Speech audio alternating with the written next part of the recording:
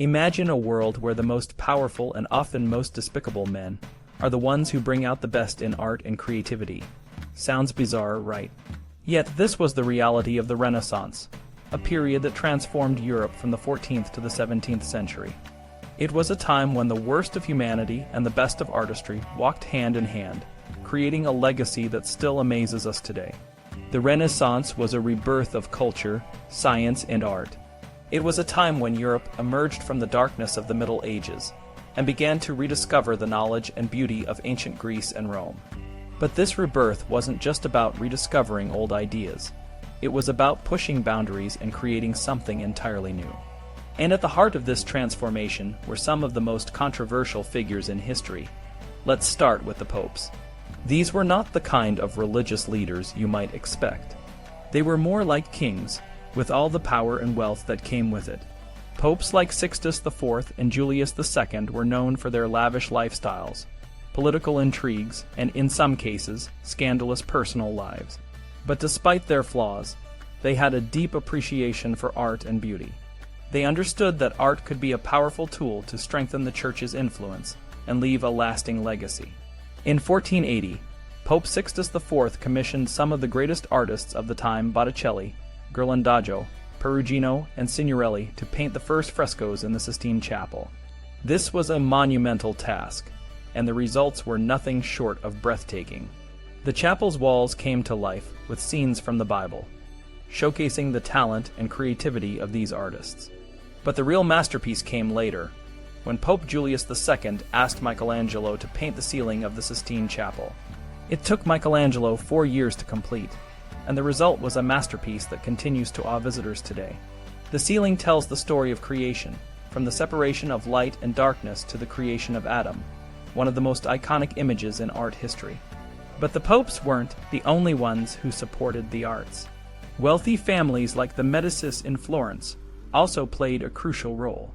Lorenzo de' Medici, known as Lorenzo the Magnificent, was a powerful ruler and a great patron of the arts. He supported artists like Botticelli and Michelangelo, and his patronage helped foster a vibrant artistic community in Florence. Botticelli's The Birth of Venus is a perfect example of the kind of beauty that emerged during this time. It's a painting that captures the essence of Renaissance art, a blend of classical beauty and human emotion. However, the relationship between these patrons and the artists wasn't always pure. Many of these powerful figures were known for their scandalous behavior, and some even had affairs with the artists they supported. Isabella d'Este of Mantua, for example, was a patron of the arts and a lover of the painter Giorgione. Despite their personal relationships, these patrons recognized the value of art and the importance of supporting talented artists. In an ideal world, artists wouldn't need the support of such flawed individuals, but the Renaissance was far from an ideal world. Artists needed money to create their works, and the most powerful and wealthy people of the time were often the ones who could provide it. This raises an interesting question. Does the end justify the means? In this case, the answer seems to be yes. Without the support of these powerful patrons, we might not have the masterpieces that continue to inspire us today. But the Renaissance wasn't just about art. It was also a time of great scientific discovery. While art flourished, music was still in its early stages. The music of the Renaissance was largely religious, with composers like Josquin des Prez creating beautiful but simple works. These compositions, while important, don't have the same impact as the orchestral works that would come later.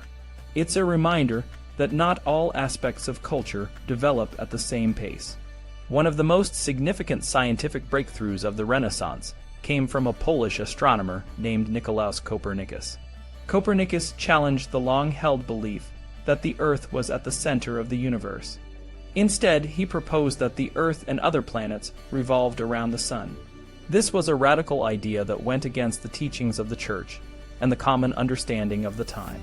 Copernicus was cautious about publishing his ideas, but in 1514, he shared a short manuscript with his friends. It took him many years to fully develop his theory, and he published his major work, De Revolutionibus Orbium Celestium, on the revolutions of the celestial orbs, just before his death in 1543. His ideas would eventually revolutionize our understanding of the universe. The Renaissance was a time of endings and beginnings. It marked the end of the Middle Ages and the beginning of a new era of human achievement. Massive cathedrals, which had been under construction for centuries, were finally completed. These cathedrals, like Chartres and Canterbury, were testaments to the faith and skill of their builders. But they also represented a world that was changing. The old ways of thinking were being challenged by new ideas, and the future was full of possibilities. Despite the progress in art and science, the Renaissance was not without its challenges. The world was still a place of deep religious and political tensions. The Church's power was being questioned, and new ideas were spreading. The printing press, invented by Johannes Gutenberg in the 15th century, played a crucial role in this. It allowed ideas to spread more quickly and widely, leading to new movements like the Protestant Reformation. The Renaissance was a complex and multifaceted period. It was a time of great beauty and creativity, but also of great conflict and change. The artists and scientists of the Renaissance were pushing the boundaries of what was possible, and their work continues to inspire us today. The legacy of the Renaissance is a reminder that even in the most challenging of times, human creativity and ingenuity can shine through.